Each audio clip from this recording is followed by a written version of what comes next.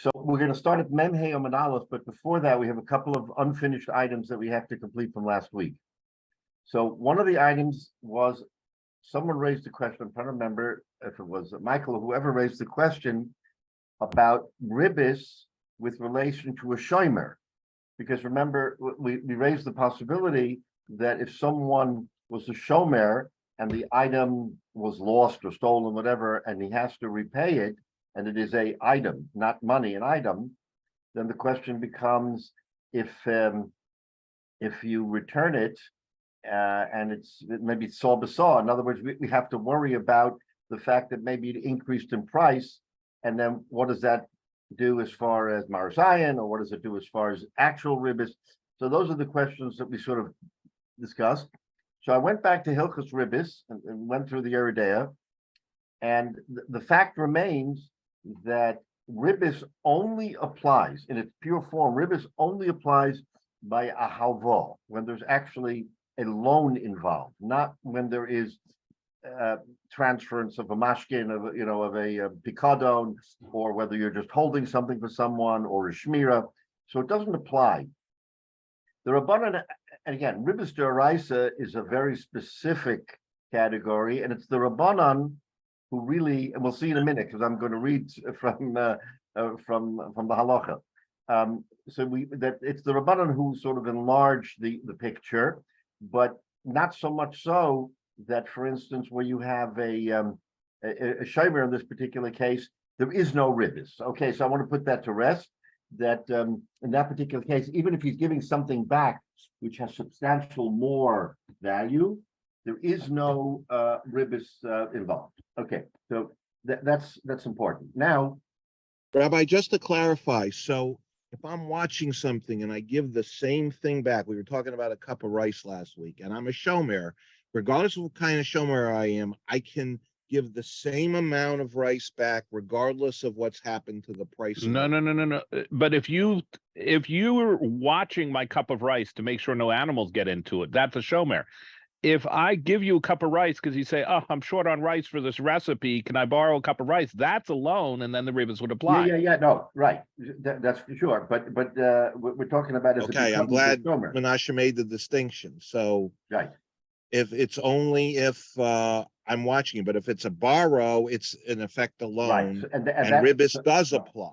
Right. So that's what the halacha talks about in terms of the ribis. It talks about a malve and a love, a lender and a borrow. Now, but agav that, just to keep that in perspective, let me just share with you the halacha itself in Yeridea Kuf Samach Beis, the title of which is Shelo Lahalvo Saw Basaw, that you should not lend Saw Basaw, which is what we're talking about. So let me just quickly go through this. Also, Lilva Saw Basaw, it's also, of course, Afilu Lo Kosov Lo Zman Lipiroin. In other words, even though there was no time period for repayment, could have been a day, could have been more, could have been less. So in other words, you just can't do it. Generically, you can't do saw b'saw. V'chein chol dover chutz mimabeya kesef. You hear? The same applies to anything except the matbeya of kesef, which is exactly what we're talking about. So a matbeya of kesef, and by the way, it's kesef. We'll talk about zolv in a minute. It's kesef, which is Rebbe's later view, his view later on in life. Okay. Hayotze b'hatzah d'shema yiskairu, because maybe it'll appreciate in value. V'nimtza shelo selyo yosem mamasha halvo, and it will appear that he gave him more than he borrowed, and that's ribis. Now, in Loshi, instead of domim, she'im yiskairu yitno osam hadomim. Now, when it comes to money, if you actually lent him money, and it became more valuable, the money, yitno osam hadomim, that he gives him that money and doesn't have to worry about it. The imlo also damim b'nishyakru, and if he did not do money b'nishyakru, nosim lo hadamim shal yishavim b'shas halva. So the halacha says that if I lent you an item Now, that item may have appreciated or not, but if it appreciated and I give you the equivalent value of money that the item was worth when we did the lending and borrowing, then it's okay. So the Mechaber says that if you translate the produce into money, and I gave you a saw, and the saw was worth $5. Now the saw has appreciated, but I give you $5, which was what the saw was worth at the time. Okay, there's no dispute. So if the saw was worth $5, and I now give you hadamim shahayashavim b'shas halva, the money that the saw was worth at the time of the loan, that's okay. So that's a new dimension that the halacha is telling us, which our Gemara doesn't discuss, that you can translate the saw into money and give him the money. And since money does not have a fluctuating value in the halacha, you can give him the $5 worth of saw and there's no ribbis.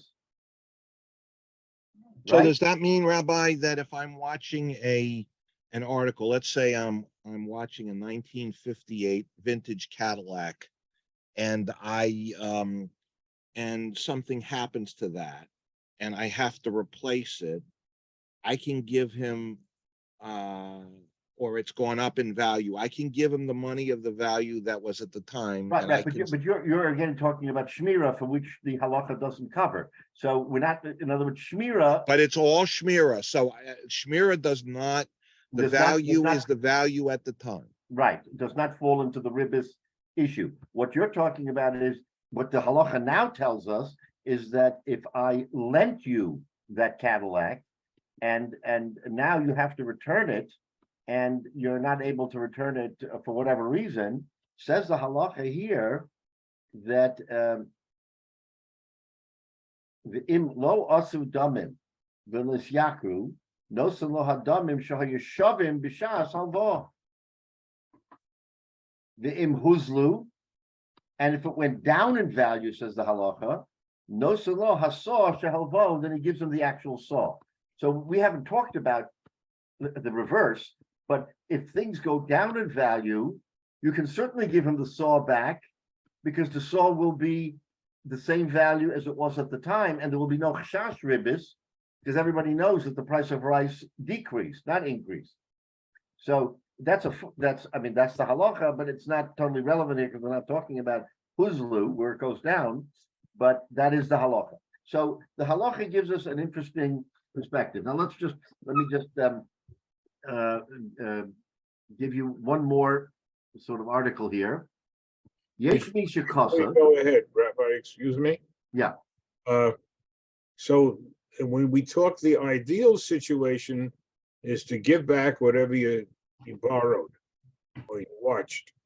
I mean, everything else seems to be trying to figure out if something changes that you didn't have knowledge ahead of time, and then trying to find cases in terms of something goes up in value or down in value, or you can't get it, and it has to be changed to money.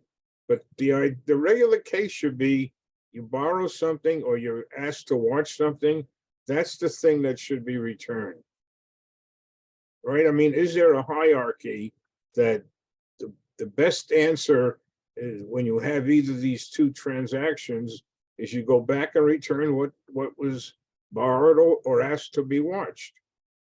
Well, again, the whole principle of saw b'saw is that if I lend you a cup of rice, that if you return that cup of rice to me, and that cup of rice, the price of rice has risen, that's ribbis.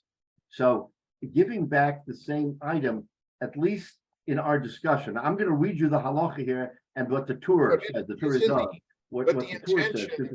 Again, since we're already talking about it, let's flesh it out a little bit. But don't we have an intention here? You borrow a cup, a saw, whatever it is, the intention of that transaction is to return what you borrowed. And that's the fundamental thing.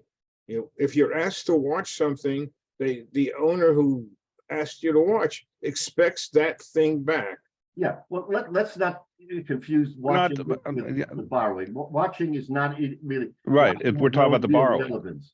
So I introduced it because the question came, what about watching? And the answer is watching has nothing to do with ribis, because in ribis you have to have a borrower and a lender. So ribis only applies in the case of the transaction. Okay, so now your question is it not the best case scenario that if I lend you a saw, that you give me back the saw because then there's no ambiguity? But that's very much the question here, is that if I lend you a saw and I said and we agreed, you're gonna repay me with a saw, that could give rise to ribis, because if that saw becomes more valuable in terms of the same cup of rice being worth $1.50 instead of $1, that's classic ribis. So says the halacha that you should not lend somebody a saw with the Tanai that they'll give you back the saw, but rather they'll give you back what the saw is worth at the time that you return it. So in other words, the expectation is you'll not get back less than a saw, because if it goes down in value, there's no problem. But you might get back more than a saw, because if it increases in value, then you should be then you have to be very careful that he shouldn't pay you more than what he lent. But this is all a discussion. This is the Gemara. Well, wait, hang on a second, Rabbi. I misunderstood you the first time. You're saying that the amount you pay back in money is what it's worth now, not what it was worth at the time you borrowed it. No, you pay back what it was worth at the time it was borrowed. Okay, that's not what I heard this second time. Okay, okay, so let me be clear. So says the halacha here that if it went up in value, no selo hadamin, you give him money, shahayu shavim b'shas halva. You give him the money that it was worth at the time of the halva. So if I lent you a cup of rice, which was worth $1, and now and it's saw b'saw, right? So and now it's worth $1.50, then I have to give you $1 because it was worth $1 at the time of the transaction, and that's all you're entitled to. Otherwise, it's ribis. So theoretically, you're making a profit if you wanted to, because you're giving the value back at the time, which is okay. But then you use it and you're giving it back. You got to pay. If you pay back at the original value and then you sell it, you potentially made a profit. No, if you get it back at the original value, there is no profit, because if I lent you a saw, my point is $1, my point is that the individual who borrowed is making a profit, because they're paying back what the value was. Right. Well, and if he decides to sell it and pay back the money instead, he can't pay back the same amount of rice, the saw. Right. But so he has to pay money, which means he can go on the market and sell it for a higher amount and make a profit. In theory, yes, because then it wouldn't be ribis, then it would be a separate transaction. In other words, if I borrow rice from you, I'm not restricted in what I do with that rice. I don't have to use the rice. I can go back on the market and sell it. But that's not the intentions of this. I mean, why are we going into these other routes when in fact the intentions of the borrower and the lender is very clear at the time? You want a cup of sugar or whatever it is, that's what you're expected to return. Nobody expects you to go out into the marketplace and determine, well, maybe I can make some money on this deal. That's not 100% right. I agree with Jay on this. Yeah, because you wanted to actually buy a cup of sugar, you'd go to the store, buy the cup of sugar, not go and say, borrow it and I'll return you money. That's so buying. The rule should be, logically, if it's gone up in value, you give back so that the lender is in the better position because he's the one who loaned. If it's gone down, you can give the same, you can give it back in what it was, so that the lender should not be in a position that to their detriment when the loan is made. It seems like everything's in favor of the borrower and not the lender. Well, you're right, Michael. And the reason for that and why we're so sensitive to that is because of this halacha of ribis. If there was no halacha of ribis, I would say, look, the lender is doing the guy a favor. He should get back whatever it's worth at the time, and let's forget about everything else. The answer, though, of course, is that since we have this halacha of ribis, of which we're very, very sensitive, of which people have to be even more careful than otherwise. It's not just, okay, I'll lend it to you, you'll give it back to me.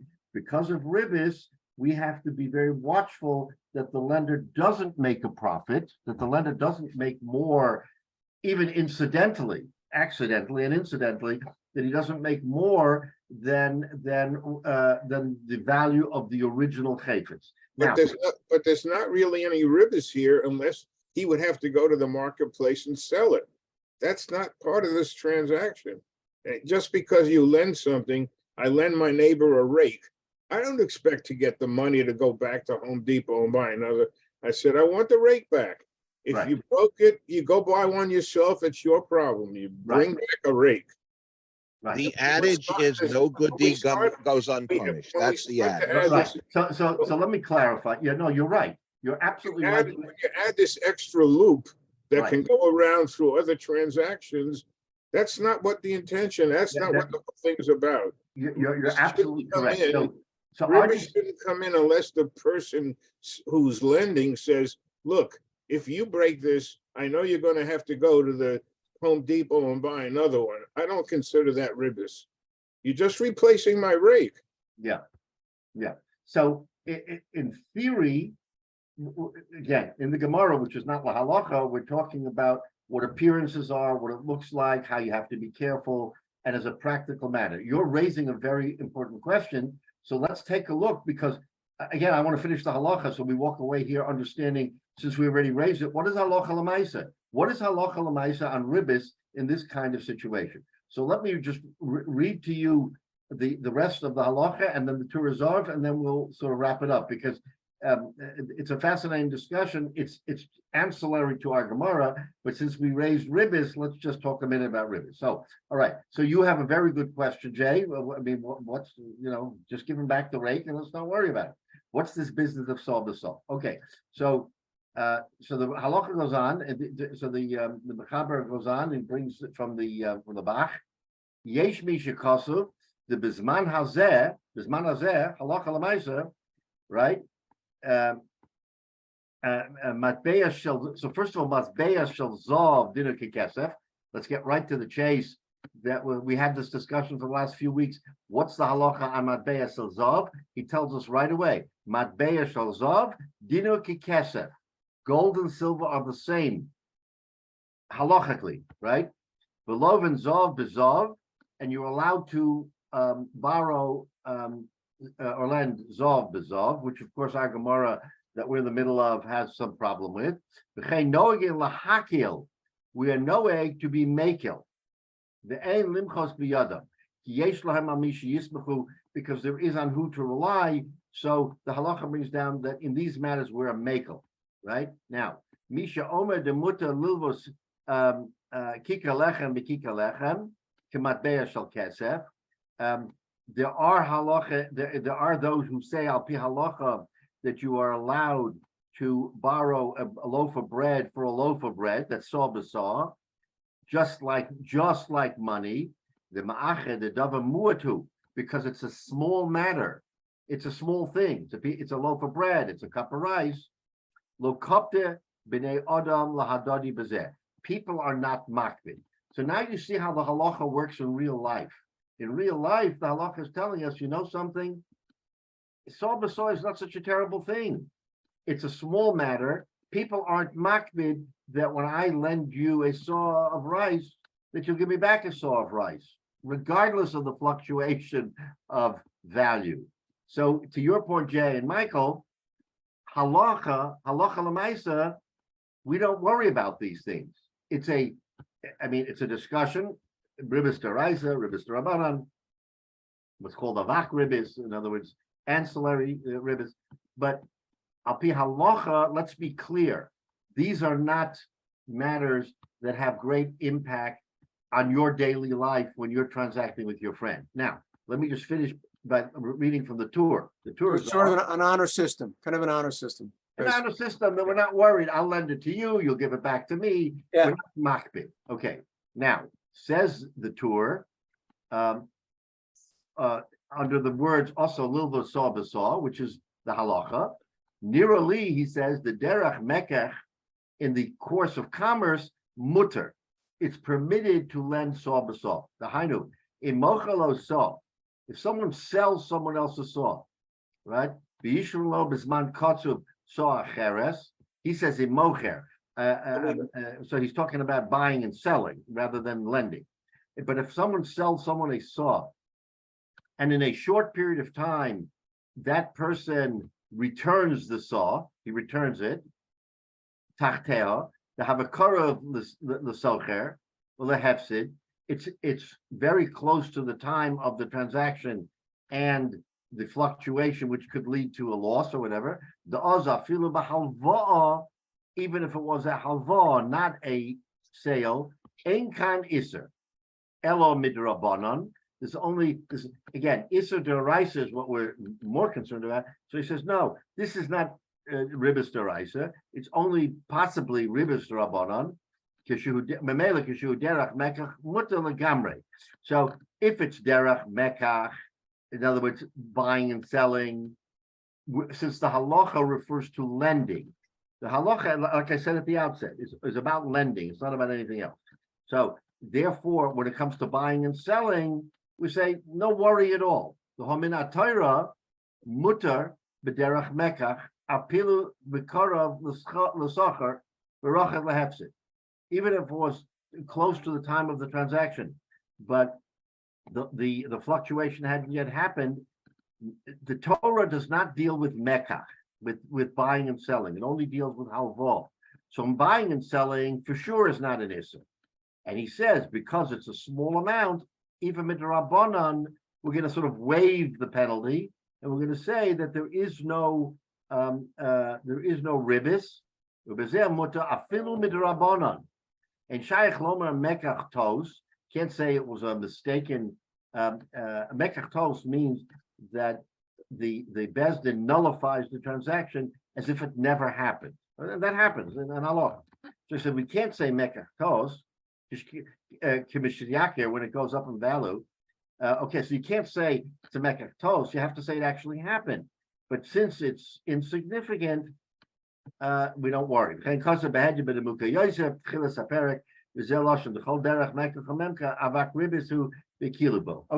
So Rabbi, can I just clarify with a recent practical example yes, about a dozen eggs, and let's start first with loaning it.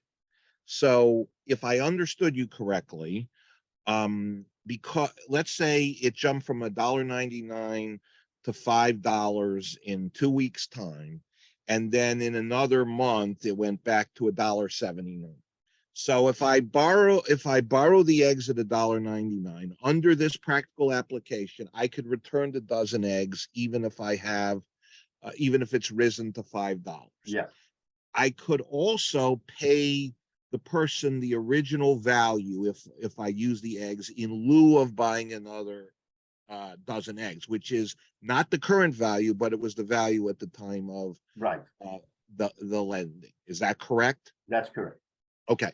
In the case of a shomer, if I'm watching shomer chinam, I'm watching your eggs, dozen eggs, and I decide they go up to $5, and I decide to use them, I can use the eggs and pay you the $1.99 that it was original. Yep. And that's the way. So you have that flexibility. Right, but again, let me clarify, Michael, that in the case of a shomer, what you're doing is you're repaying, but there's not a chashash ribis. We're not worried about ribis. Yeah, but in essence, Rabbi, there is ribis. You can say that, but no. If the value increased, the value increased, right? But the Torah or the rabbis don't say that that's ribis. They say it is. In other words, under but they the do, scenario, because they say you can't return a dozen eggs unless it's the same dozen eggs that you borrowed. no, by a shomer you can again. by a shomer, you don't have to worry about whether you return eggs. So you can, if it's you're returning $5 eggs instead of $1.99 eggs, that's not ribbis in a shomer situation. That's right, not ribbis. Okay, thank you for clarifying. Right. But again, what I wanted to sort of give you the picture is that in our discussion in our Gemara is not halacha l'maisa. We are not talking about halacha l'maisa. So since we're looking at the halacha itself in the Shulchan Aruch, we see that halacha l'maisa there is a kula that they're makel that in small matters. Now, if this was a large transaction of hundreds of more, whatever is considered large, let's say hundreds or thousands, then we're much more sensitive to the fluctuation of value, and we call it ribbis.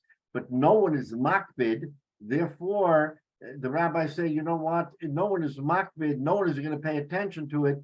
Let's, as a practical matter, say that there is not ribbis. I mean, okay, for discussion, there is ribbis, but la halacha l'maisa, there's no ribbis. So anyway, that's the halacha, and I wanted to read it because this shows sometimes the dichotomy between learning what we do when we learn it, in the purest form, in the way the Gemara has the discussions, and then you have halacha l'maisa. We don't worry about halacha l'maisa when we're learning Gemara.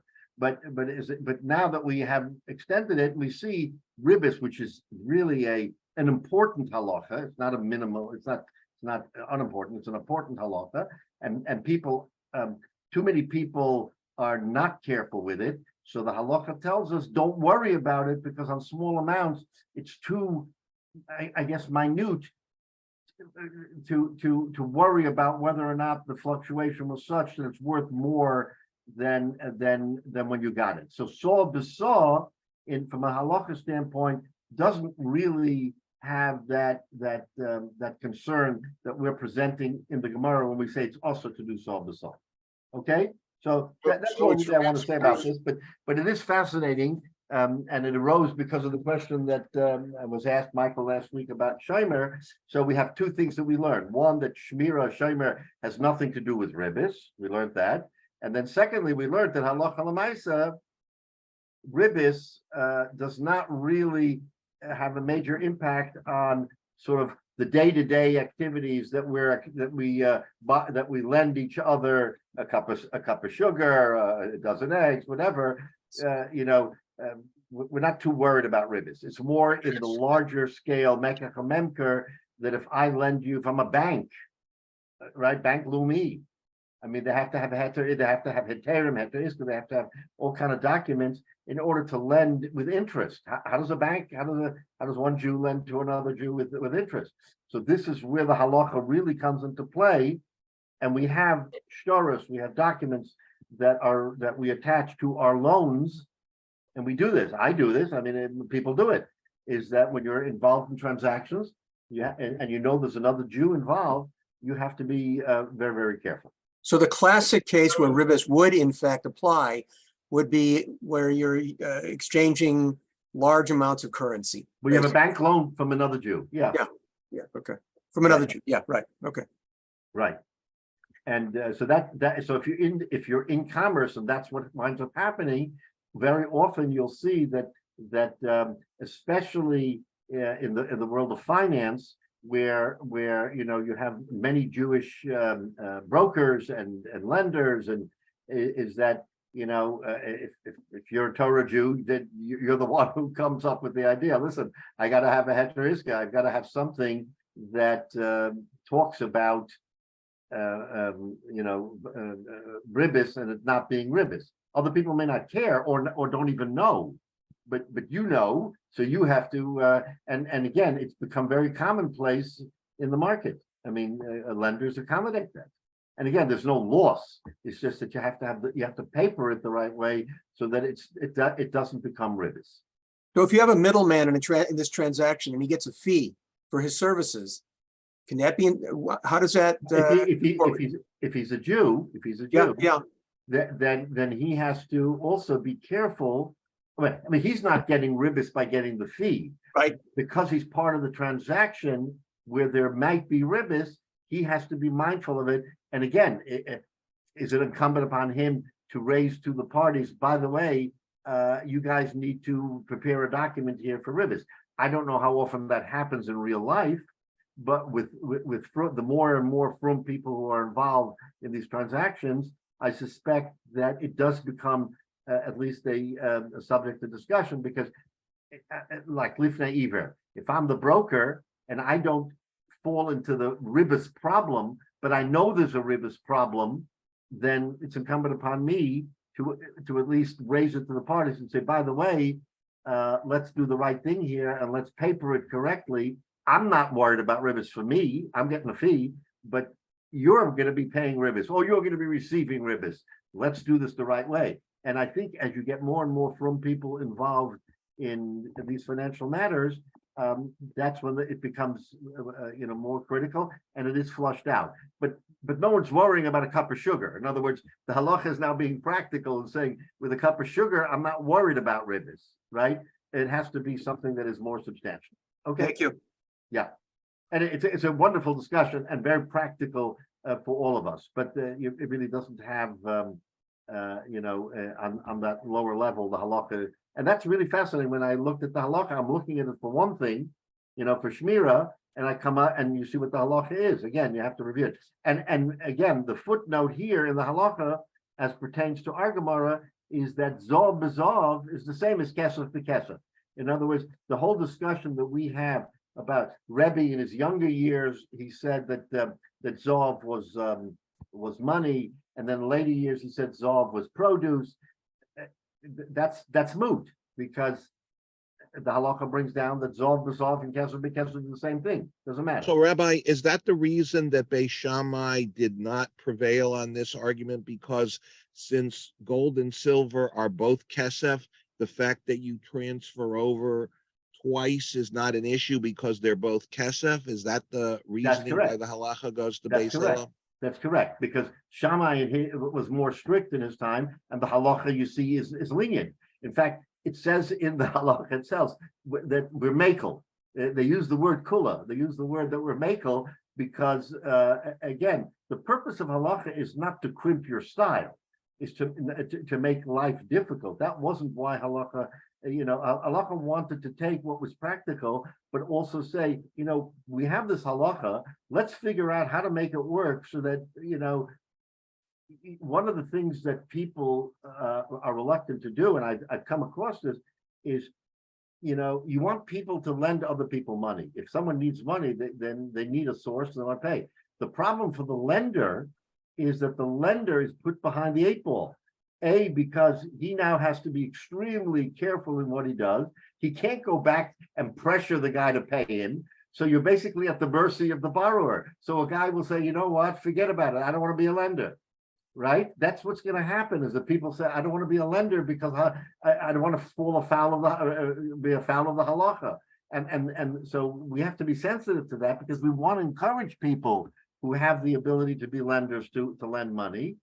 But if you're going to make life difficult for them at every turn, they're going to say, forget about it. And I know this as a practical matter. There are people who shy away from loaning money. They have the ability, but they don't want to lend money on the private market because they're from people. And they say that, once I'm a lender, I'm meshubit to my borrower, which, by the way, the Torah makes it very clear, right? The Torah tells us that if he gives you a mashkin, and the mashkin happens to be a shirt, and the shirt is something that he needs in the day, you got to go back to his house before dawn and make sure he has the shirt so he can wear it. If it's a shirt that he wears in the evening, you got to go back to his house and make sure that he has the shirt for the evening. Now, again, this is at a very rudimentary level. Who wants to do that? What lender wants to be meshubit to his borrower? So I'm not going to loan. I won't make a loan. All right.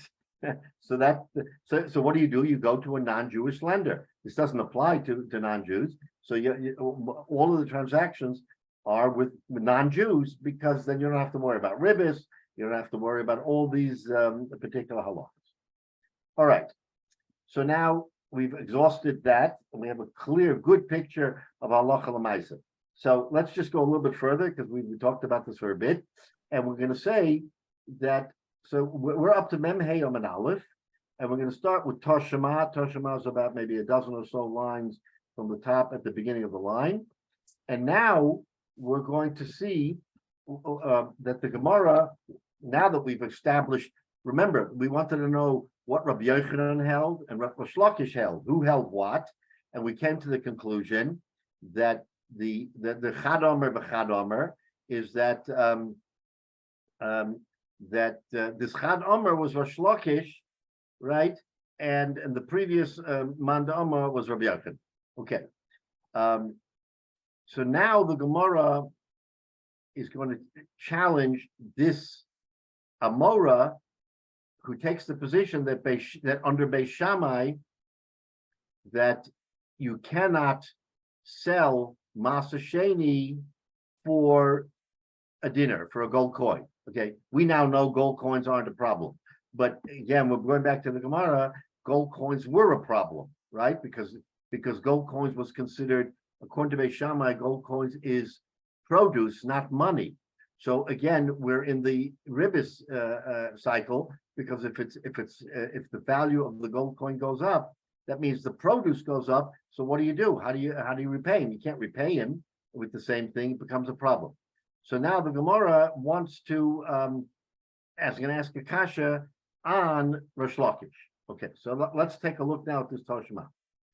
Toshma, come and listen. We have a Mishnah which we've been looking at in Masa Sheni, in Masechet Masa Sheni. Haporet Sela Mimos Masa Sheni. Okay, let's set the stage. We've been talking about silver and gold all this time. There's one other coin which we referenced in the past, which we have to talk about today, and that's copper, right? And copper is that's the pennies. It's the cheaper currency. So what's the shot with copper? Toshma haporet sela mimos masa sheni. If someone transferred masa sheni into copper coins, right? Now he's going to Yerushalayim. He's got a wheelbarrow full of copper coins.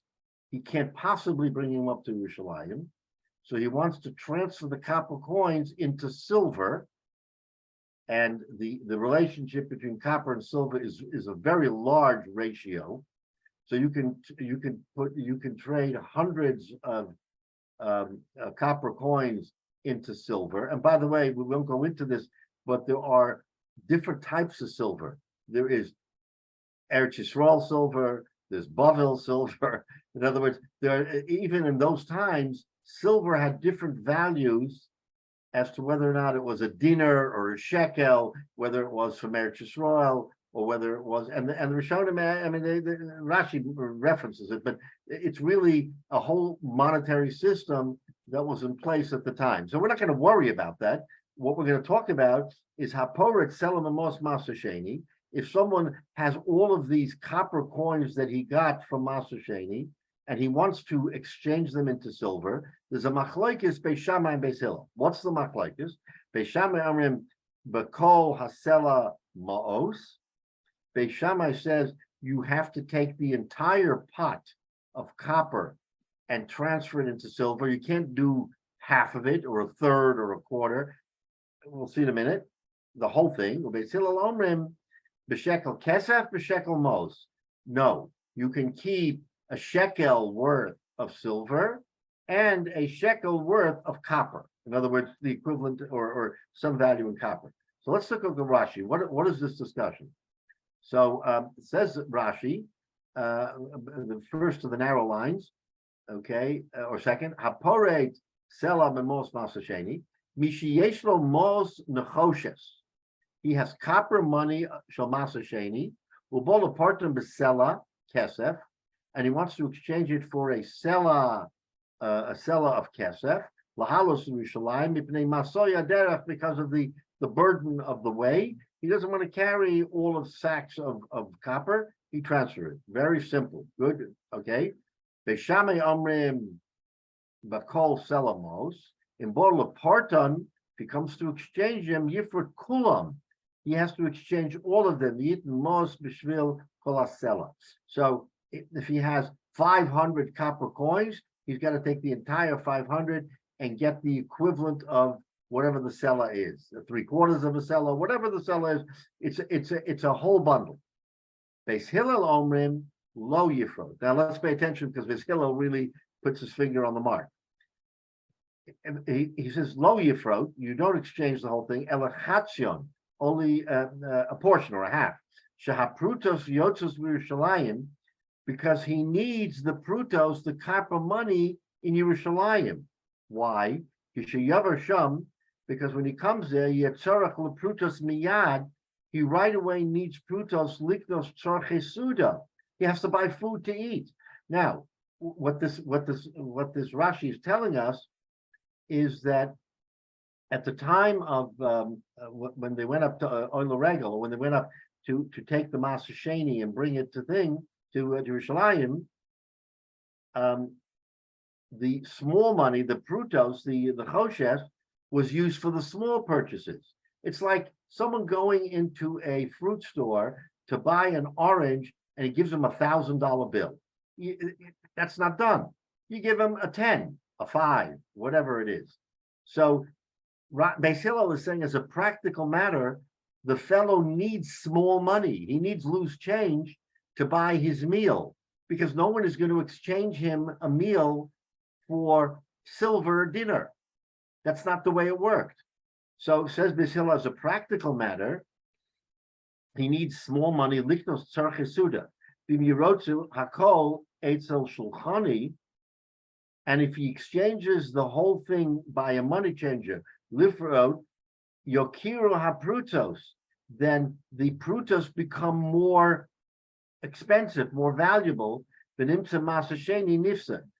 Think of it this way: you go to a money changer, he charges you a fee, and you exchange the money. You exchange the money into silver, no problem. Now you're going to Eretz Yisrael, and you got to buy yourself a meal. You can't buy it with kesef. So what do? You go to the money changer in Yerushalayim, and you give him the silver, and he gives you small money. What just happened? You paid another fee to change money back into prutos. Who was the loser here? Maser Sheni.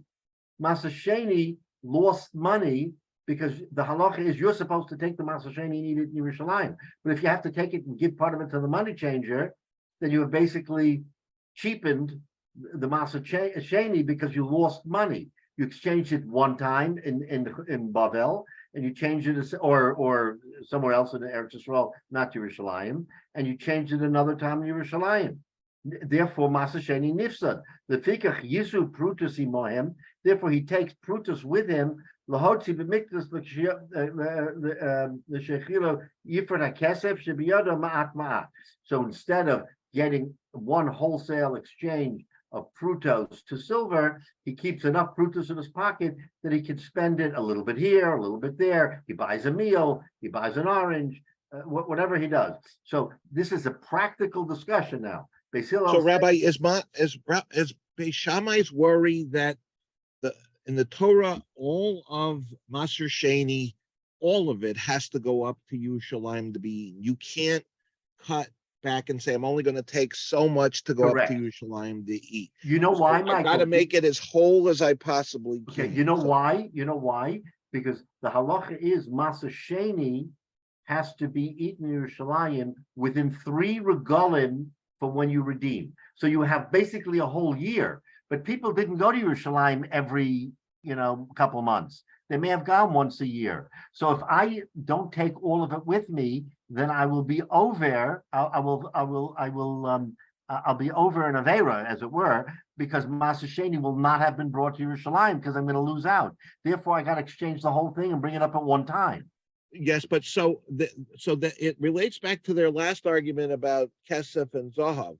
So if you have to change it more than once, you're diminishing that. So the whole thing is about the diminution of the value. Maser Sheni. That's exactly right. That's what the machlokes Beis Shammai and Beis Hillel is about. Exactly. That's why these days, when people travel back and forth there to Israel, you always keep a bunch of shkolim in your house. So when you come there, you have money to buy food or whatever you need, to get a taxi, whatever. You don't have to go find an exchange, because they don't always not everybody in Israel will change dollars into shkolim. That's right. So you have to have the Surprising. currency. Exactly. Surprising. Yeah, exactly right. This is exactly as a practical matter what we're seeing today. Except in those days, there was a mitzvah associated with Masa Sheni. And so you had to, here it's just a matter of practical matter of exchanging money. But when you had mitzvah money that you had to use, then you Right. have an extra burden of making sure it's done properly, because according to the halacha, you shouldn't be diminishing Masa Sheni by constantly going back and forth to the money changer. But that's why at the kotel you can put dollars into You the can box. put dollars into the pushka, exactly. Your shlucha mitzvah money doesn't have to be trade. So now what's the kasha? Okay, so we've now given the two parties. Now here's the punchline. Frek the Gemara. What do we see in Beis Shammai? That you were allowed to exchange. You're allowed to exchange Masa Sheni money, copper, into silver. So if you're allowed to do that, the Gabe Dava Maboya, is there any question that you should be allowed to do that by gold, which is much more chashuv than copper? So this is the kasha. The kasha is, Beis Shammai says that you can't exchange. According to the Manda Omer, which is Rosh Lakish now, according to that Manda Omer who says in Beis Shammai, you may not exchange Masa Sheni, actual Masa Sheni, for dinarim, gold dinner. Why? Because gold dinner is produce, and you can't exchange produce for produce. What do you mean? You're going to tell me Beis Shammai allows you to exchange a produce into copper and not into gold? I mean, it doesn't make sense. So that's the kasha on Beis Shammai. He's asking. So according to that Manda Omer Rish Lakish, how do you interpret Beis Shammai? You want to say that Beis Shammai can't exchange actual Masa Sheni into gold because gold is produce, and you're not allowed to exchange produce to produce, but you're allowed to exchange it into copper. So he's saying it's like a kal v'chomer. Madach, you can exchange it into copper. Of course, you should be able to exchange it into gold. So that's the kasha here from that brisa. On that Manda Omer, Rish Lakish, how does he learn pshat in Beis Shammai? Because in Beis Shammai we say, according to, remember, it's a machloikis, whether Beis Shammai says that a produce can be transferred into money. According to Rabbi Yochanan, yes, and according to Rish Lakish, no. So that's the kasha. That's what the Toshma is asking. So the Gemara gives an answer. Shane perite ba'asr d'snainin charife. Okay, interesting answer. That you can't learn, you can't extrapolate gold from copper, because in the places where copper is prevalent, right, it's more prevalent than gold. So in other words, there are places where gold doesn't even become a modus of money or transfer. So in other words, you want to say madach copper you can transfer. Beis Shammai says for sure gold. The answer is not such a simple sort of kal v'chomer, because in the places that copper is used, it far exceeds usage than gold. So you can't extrapolate gold from copper, right? That's his answer. You can't extrapolate gold from copper. Therefore, it's not a kasha on Rish Lakish, because Rish Lakish really can say, yeah, I can agree that copper you can transfer, but because it's so common, but I won't allow in Beis Shammai, I won't allow you to transfer into gold, because gold is not as common. It's produce, and you're not allowed to transfer produce into produce. Okay, that's his answer. Now let's just do a little bit more, because we're going to now open up into something else. And I said last week that this is an ongoing discussion, which isn't simply going to just have a simple answer. Lishna achrina, says the Gemara, there is another exchange between Rabbi Yochanan and Rish Lakish in how to learn the machlokes in Beis Shammai Beis Hillel. Remember, what we're doing is we're taking a machlokes Amoraim. Rish Lakish and Rabbi Yochanan were Amoraim, and they are explaining the machlokes of Beis Shammai and Beis Hillel. So till now, the machlokes had to do with whether or not gold coins were produce or money. According to Beis Hillel, it was money, no problem.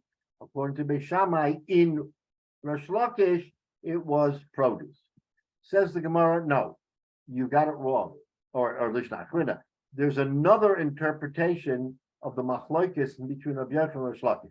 Let's just get into that here. Lishna Achrina, Omer Rabbi Hyatt and Rosh Lakish, Chad Omer machlokes b'sloim al dinrin.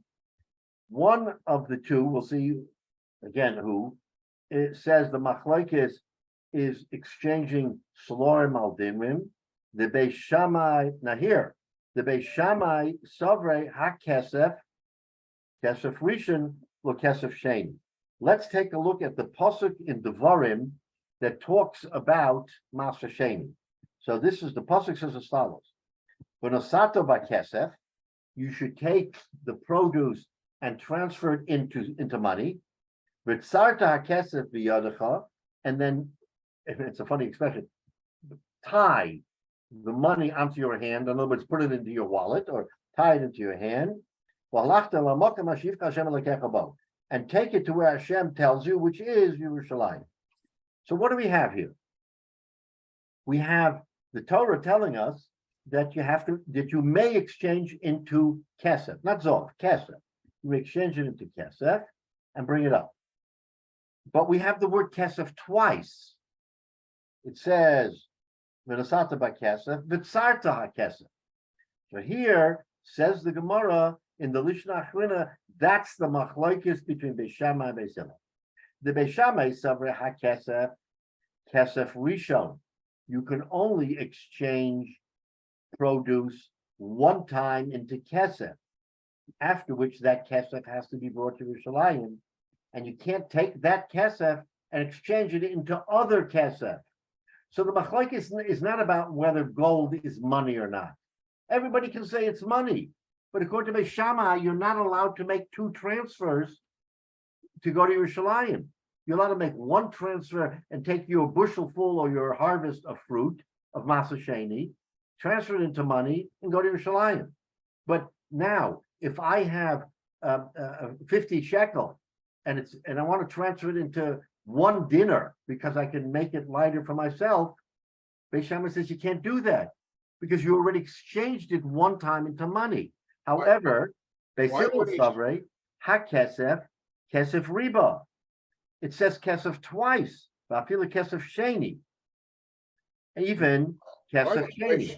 I can transfer it into gold. So no longer in this interpretation is the machlokes between Rabbi Yochanan and Rosh Lakish have anything to do with whether or not gold is money. Everybody can agree gold is money. But according to Beis Shammai, you can't transfer it from money to money. Yeah, Jay. Why would Beis Shammai care about how many times you transfer it? Because he learns it from the pasuk, and he says the cost again. He's a strict constructionist. He learns pshat the way the Torah says, but asata hakesef. It says you can transfer produce into kesef. That's all it says. It doesn't say anything more than that according to Beis Shammai. So, The Torah doesn't say you're not allowed to go in the second transaction. According to Beis Shammai, that word kesef ends the transaction. So Rabbi, under Beis Shammai's theory, if you broke it up into Zohav, Kesef, and copper, Nechoshes, if you broke it up in advance one time and you brought all that up and you used it as it was, that would be okay. Yes. As long as you don't take money and start transferring money to money. Right. So you can do it separate. You can break out your Maser Sheni into groups and then exchange it accordingly once for Zahav, one for Kesef, one for Nechoshes. If you're doing it that way. You can take all that up. You have to use it all, but you can do that one time. If you're doing it that way, B'shas Ma'aser, in other words, that's what you're doing. But you can't then start saying, okay. Right, then you can't change it again. You gotta can't change it again. Right, I got it. And Beis Hillel is Mekel, which is the halacha again, because we always pass like Beis Hillel L'Kula. He says, wait a minute, it says V'nosata HaKesef, V'tzarta HaKesef. Why does it say Tzarta HaKesef? It should say V'tzarta HaKesef or V'nosata HaKesef, period.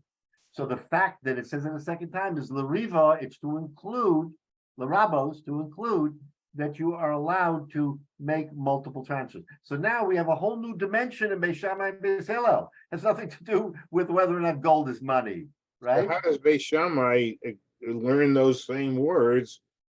And how does he ignore He says that the second kesef doesn't, it's descriptive. It's not giving you another crack at the apple. It's descriptive.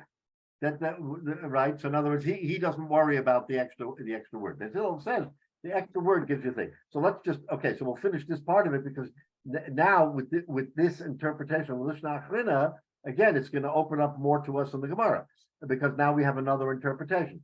Okay. Kesef sheni. Kesef riba, kesef sheni. Avol Paris, and then now what's the punchline?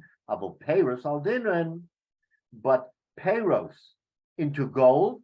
Divrei hakol mechalin. Everybody, even Beis Shammai, who in our original machlokes says you can't do it, he says of course you can do it.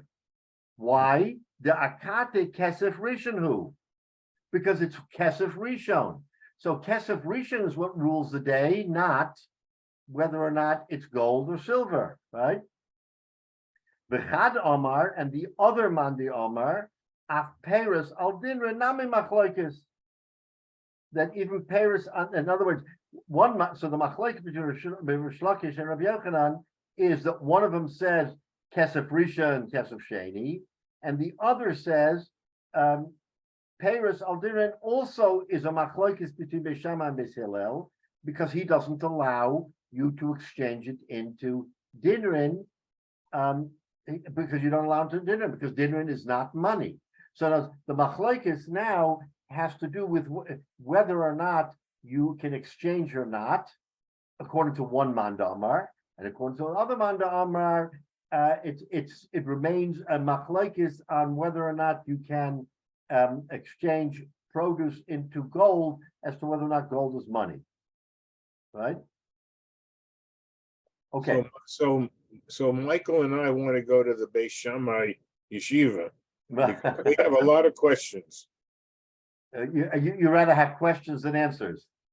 You rather have questions than answers. But again, so you see that in Beis Shammai, he's making it. He's saying you can't just walk all over this.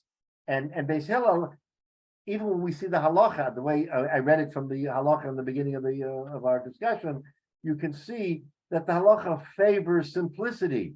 The halacha doesn't look to make life complicated for people. It wants to make life simple, because more complicated means less likelihood of having transactions. Because, like I said, people are going to say, what do I need this headache? Why should I be a lender? Why should I get involved in helping somebody else if all I'm doing is opening up a can of worms for me? So therefore, we don't want to make life difficult. The halacha always looks as a practical matter to make life easier. That's halacha. Now, there are times when easy isn't the answer, but for the most part, we see that between easy and hard, the halacha favors easy. And Ramesh always used to say that. Ramesh used to say that, and I've said it many a time, is that a kula, the Rebbeinu Shalom won't have a taina on me. A chumrah, he'll have a taina on me. He used to say that because a chumrah meant that you had to make it life difficult, and that's not what the Rebbeinu Shalom wants when he's giving the mitzvahs. He wants you to perform the mitzvahs without having difficulty. So it's a wonderful discussion, and in real life, we just saw today from our halacha that even with Ribis Rabbanan, we are makel, and we don't make life difficult. Rabbi, I just want to make one last point going back to what we were talking about before. So instead of lending your neighbor a saw of rice, you should give it to them, because lending is all sorts of trouble. If you give it to them and they give it back to you, it's like an esrog on Sukkot. It has to be your esrog. So it has to be a gift if you're gonna give it to them. It can't be a loan. It's kind of like that, but it's also telling us that even if you lend it to him, that don't worry about whether or not it's going to be a little bit more valuable than before because it's a davar mu'it. It's a small amount, and we're not going to get all bent out of shape for a small amount. Even if you call it lending, Michael, not gifting, it's not going to be a problem. Whereas we thought it would be a problem, halacha says it's not a problem. Thank you, Rabbi. Thank you. All right. So again, wonderful discussion when you take into context all of the things we talked about. But now we opened up a whole new venue of machlokes between Beis Shammai and Beis Hillel, having to do with one transaction versus two. So when we continue the Gemara next week, that we're going to build on that. We're going to see how that plays into the rest of our discussion. Good. All right. Go ahead. Go ahead. Wonderful.